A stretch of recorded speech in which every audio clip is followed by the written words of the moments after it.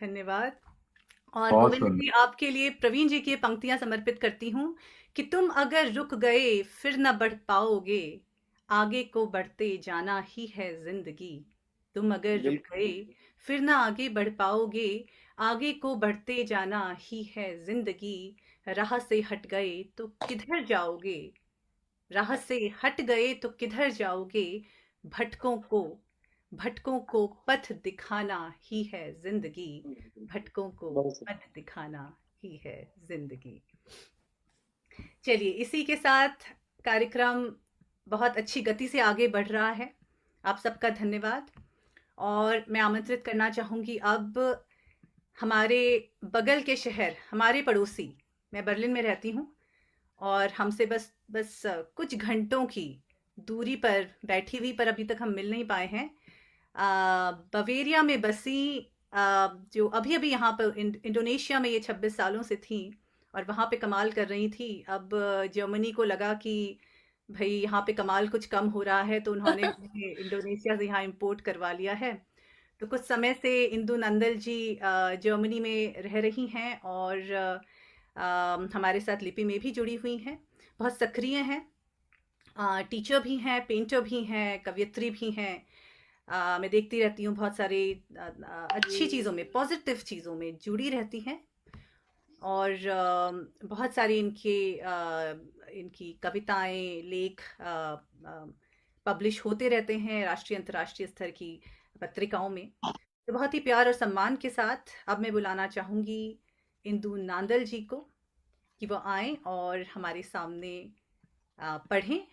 प्रवीण जी के बारे में अगर कुछ कहना चाहें तो ज़रूर कहें, उनकी कविता पढ़ें और अपनी कोई प्यारी सी रचना हम तक पहुंचाएं।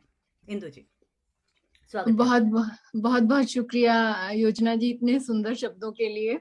बहुत अच्छा लगा सुन के। एक अपनापन लगता है, सबसे बड़ी बात है लिपि में, एक परिवार जैसा लगता है कब। और लिपि और योजना जी को मैं आभार प्रकट करना चाहूंगी कि इस सुंदर पर्व का हिस्सा मुझे बनाने के लिए। और सबसे पहले मैं प्रवीण शुक्ल जी को जन्मदिन पर बहुत बहुत बधाई देना चाहूंगी। भगवान उनकी उम्र खूब लंबी करे ताकि हम अच्छी अच्छी कविताएं सुनते रहें। और जो हमारे विशिष्ट अतिथि हैं और मुख्य अतिथि हैं, और जो जितने मंच पर कवि हैं, उन सबको मैं आदर भरा प्रणाम करना चाहूंगी। और जो एफबी के माध्यम से जो हमारे दोस्त जुड़े हुए हैं, उनका भी बहुत मैं आभार प्रकट करना चाहूंगी, क्योंकि वो सुनते हैं इसलिए हम लिखते हैं। तो जो मैं पहले अपनी कविता प्रस्तुत करूंगी और फिर सोचते रहिए कि मैं प्रवीण जी की कौन सी कविता आपके सामने लेकर आने वाली हूँ, तो जुड़े रहिएगा। तो अभी 3-4 दिन के बाद बाल दिवस आने वाला है, चिल्ड्रंस डे। तो मुझे लगा कि हम बच्चों को कभी नहीं भूल सकते। और एक जो फिलॉसफी है कि हमें अपने अंदर एक बच्चा जिंदा रखना चाहिए हमेशा। छोटी छोटी चीजें, छोटे छोटे खुशियां बहुत बड़ी होती हैं, बहुत बड़े मायने होते हैं इनके।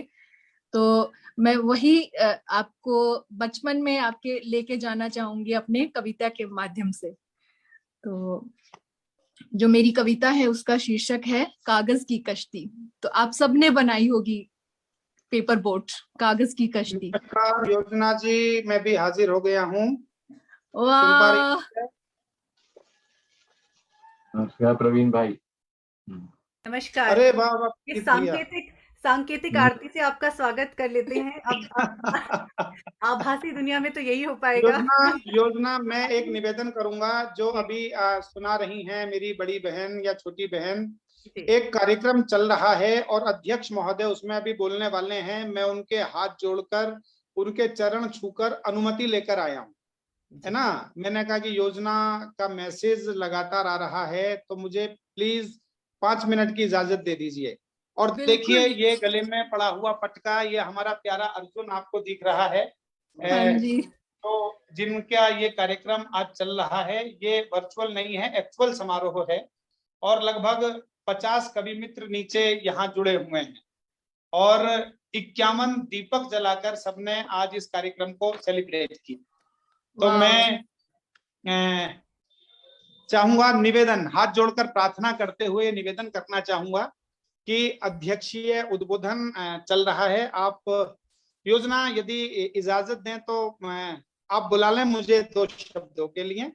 मैं अपनी बहन से क्षमा चाहूंगा, वो फिर उसके बाद कंटिन्यू अपना काव्य पाठ करेंगे। नहीं जी प्रवीण जी, हम तो धन्य हो गए।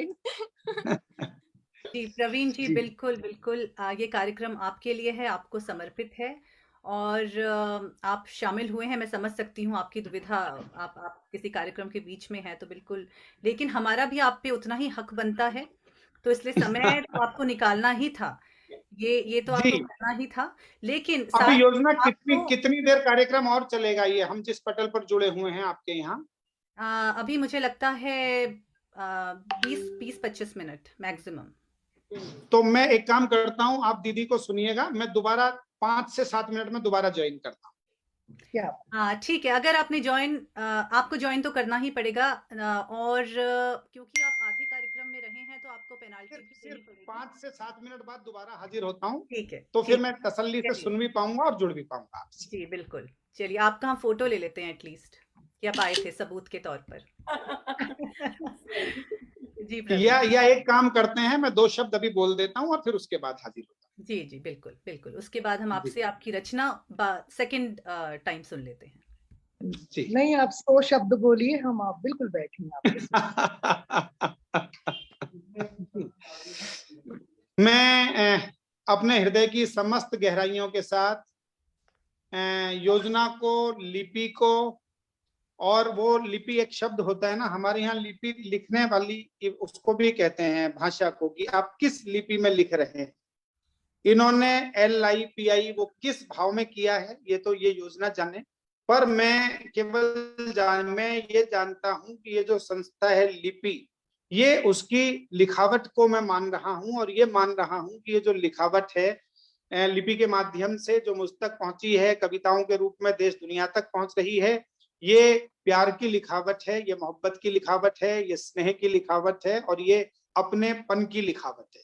कोई कहे कि ये देवनागरी लिपि है, कोई कहे कि ये अरेबिक लिपि है, कोई कहे, तो मैं मानता हूं कि एक मोहब्बत की लिपि है। उर्वशी यहाँ मुझे सुन रही हैं, और कल परसों भी एक कार्यक्रम में बहुत शानदार उन्होंने अपने भाव विचार व्यक्त किए थे, और उसमें जुड़े हुए थे बालस्वरूप राही जी और अनिल जोशी जी। और योजना जी से लगातार मेरा संपर्क है, वो तो तब से है जब उन्होंने बिल्कुल कविता की शुरुआत की, और बाद में शानदार कविताएं मैंने जब उनकी पढ़ी, भारतीय ज्ञानपीठ से पुरस्कार आई, कागज पर खुदकती गिलहरियां, तो मेरा मन उन गिलहरियों की तरह ही खुदकता रहा। अभी हाल ही में उन्होंने प्रभात प्रकाशन के माध्यम से इमलियों का चटखारा भी, देखिए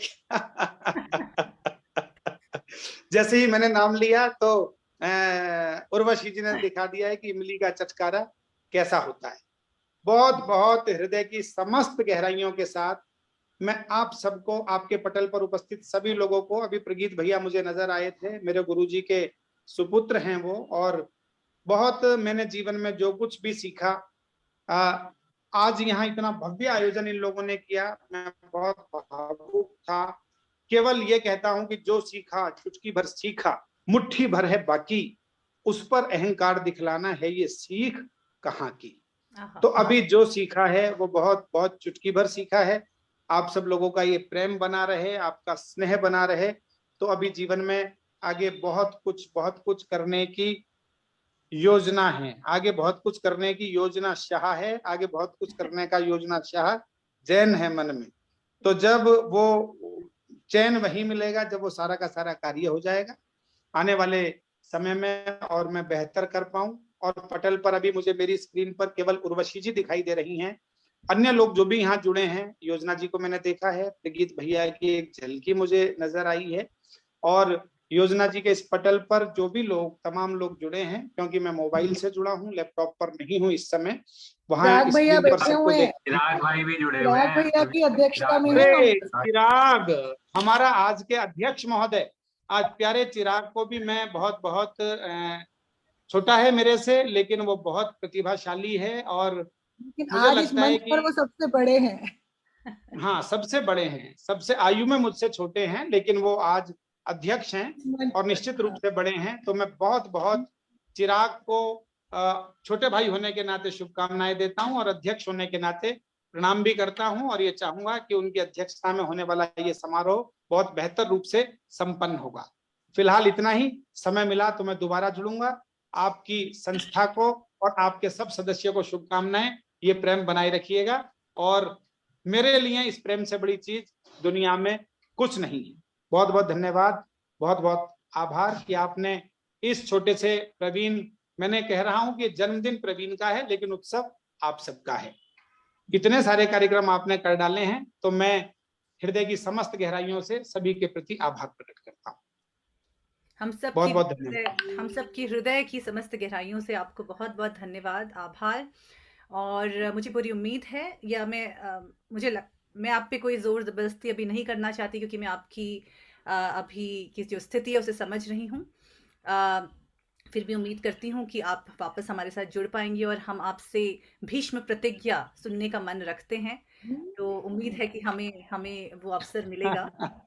जी, बहुत जी। अच्छी कविता है। आज मैंने इसको दोबारा पढ़ा, प्रवीण जी बहुत अच्छी नायाब कविता है जी। नमस्कार प्रवीण जी। चलिए, तो मैं आपसे पूछना चाहूंगी कि आपको कैसा महसूस हो रहा है? एकदम जोश आ गया कि एकदम जो बोलते हैं ना कि बर्थडे बॉय जो आ गए सामने, और सब वो जो भाव जो कविताओं के वो जी, उमड़ तो पड़े, बिल्कुल हमारी केक जोश भर दिया। कटिंग हो गई है, केक कटिंग। और इसके बाद अब बस रात्रि भोज बाकी है। तो रात्रि भोज से पहले मैं इंदु नंदल जी को, जैसा हमने पहले कहा था, उनको आमंत्रित करना चाहूंगी कि वो 2 शब्द कहें, और उसके बाद फिर हम कार्यक्रम को उसके समापन की तरफ लेकर चलते हैं। बहुत बहुत धन्यवाद योजना जी। तो जो मेरी कविता का शीर्षक है कागज की कश्ती। नहीं सिर्फ ये कागज की कश्ती, भरी है इसमें बचपन की मस्ती। आया सावन नदियां भर गई, बच्चों की कागज की नाव बन गई। हाथों में लेकर भागे सब नाव, हाथों में लेकर भागे सब नाव। धरती पर नहीं पड़ रहे थे उनके पांव। बचपन की गलियों में खेल रहे थे बच्चे, आनंद उनके लग रहे थे कितने सच्चे। हिलती डुलती हिचकोले खाती लगी नाव तैरने। देख तैरती अपनी नाव, बच्चों की आंखें लगी चमकने। ये नजारा जैसे एक सपना था, जो दिखा रहा मेरा बचपन था। मैंने भी एक नाव बनाई, जाकर बच्चों संग चलाई।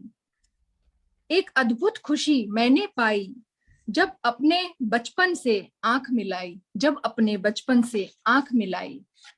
कागज की नाव चली, कागज की नाव चली, गांव चली कभी शहर चली। गलियों से गुजरती, पल भर न ठहरती, गड्ढों से निकलती, पत्थरों पर उछलती।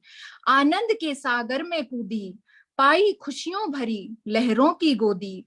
सुबह से लेकर शाम चली, मंजिल को पाने में हुई मंचली। कागज की देखो नाव चली, गांव चली कभी शहर चली। बच्चों ने एक सीख सिखा दी, बच्चों ने एक सीख सिखा दी। सच्चे खजाने की पहचान करा दी। बह रही थी कागज की नाव, जगा रही थी सोए भाव। देख नजारा ये मैं खो गई। भूल भुलैया सी जिंदगी में खुद को पा गई। भूल भुलैया सी जिंदगी में खुद को पा गई। तभी सुनाई दी बच्चों की किलकारियां, तभी सुनाई दी बच्चों की किलकारियां। कूद रहे थे सब, साहिल पा गई थी कश्तियां। कूद रहे थे सब, साहिल पा गई थी कश्तियां। धन्यवाद। और बहुत बहुत धन्यवाद। और जो मैं अब प्रवीण जी की जो कविता सुनाने जा रही हूँ, उसका शीर्षक है खिलौना। उनका शौक है खेलना खिलौनों से। खिलौने कभी कांच के होते हैं, कभी मिट्टी के, कभी प्लास्टिक, तो कभी लकड़ी के। उन्हें कोई फर्क नहीं पड़ता कि खिलौने किस चीज से बने हैं, क्योंकि उन्हें मतलब खिलौनों से नहीं अपने खेल से है।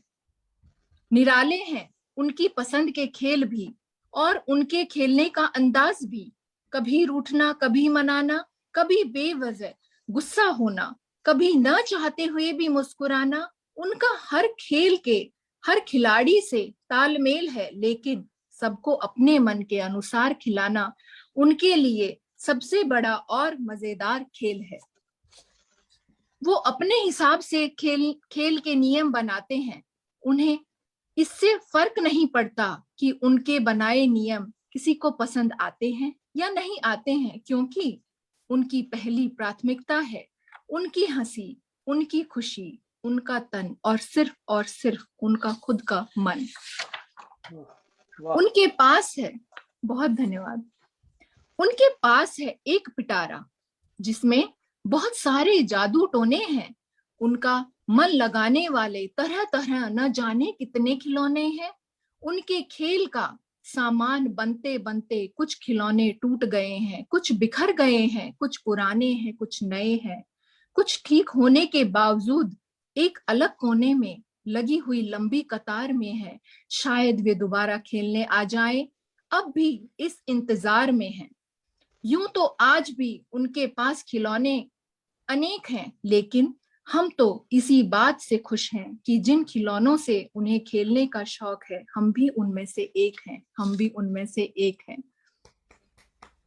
बढ़िया। तो बहुत धन्यवाद। तो मैं इस कविता से एक सीख लेती हूँ कि मैं एक खिलाड़ी हूँ, नेशनल प्लेयर हूँ, तो मैं सोचती हूँ कि जो खेल है हमें किसी की जिंदगी से नहीं खेलने चाहिए, हमें मैदान में जाकर खेल खेलने चाहिए जो सबके लिए अच्छे होते हैं।